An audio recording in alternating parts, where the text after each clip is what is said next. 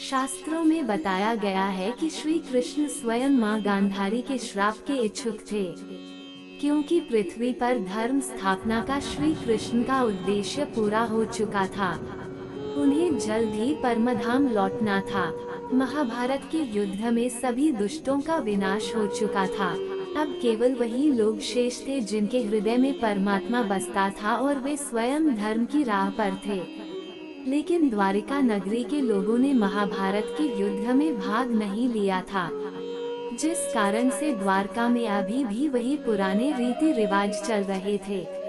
वहाँ के लोगों में अभी धर्म स्थापना का कार्य होना बाकी था। इसलिए भगवान श्री कृष्ण ने गांधारी के श्राप के जरिए द्वारिका में धर्म स्थापना का निश्चय किया था। एक अन्य कारण यह भी था, जब एक दिन द्वारका नगरी में कुछ संत जन भ्रमण पर निकले थे, तो वहीं पर श्री कृष्ण का एक पुत्र अपने कुछ मित्रों के साथ अटखेलियां कर रहा था। उसने अपने मित्रों संग मिलकर ऋषियों के साथ मजाक करने की सोची। उसने स्त्री का वेश धारण कर लिया और अपने मित्रों के संग ऋषि के सामने जा प्रकट हुआ। उसने ऋषि से कहा, मुनिवर, मुझे बताए मेरे गर्भ से क्या उत्पन्न होगा। ऋषि ने पाया कि यह युवक उनके साथ उपहास कर रहा है। ऋषि ने उससे कहा कि तुम्हारे गर्भ से एक ऐसा मुंसल उत्पन्न होगा जो तुम्हारे समस्त कुल का नाश कर देगा। किसी की बात सुनकर तुरंत ही उसने क्षमा मांगी, परंतु फिर क्या लाभ। कुछ ही समय में ऐसा हुआ भी।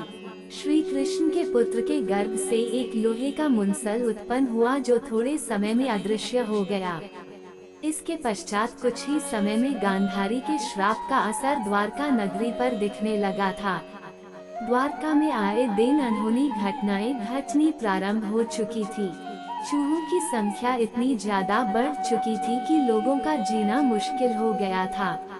लोगों में आपसी द्वेष और झगड़े बढ़ चुके थे। द्वारकावासी तामसिक क्रियाओं में लीन रहने लगे थे।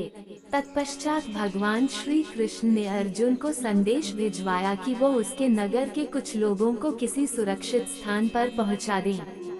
अर्जुन श्री कृष्ण के निमंत्रण पर जल्दी ही द्वारिका पहुंचे। तब तक द्वारका वासियों ने आपस में लड़कर आधे कुटुंब का नाश कर दिया था। श्री कृष्ण के बेटे प्रद्युम्न की भी मृत्यु हो चुकी थी।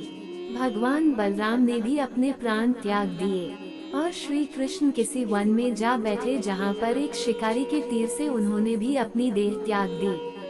अगले ही दिन श्री कृष्ण के पिता वासुदेव ने भी अपनी 3 पत्नियों के साथ देह त्याग दी, जिसके बाद अर्जुन ने उनका अंतिम संस्कार किया। शेष सभी लोगों को अर्जुन अपने साथ इंद्रप्रस्थ ले गए और देखते ही देखते कुछ ही समय में अद्भुत द्वारिका नगरी अर्जुन की आंखों के सामने पानी में डूब गई।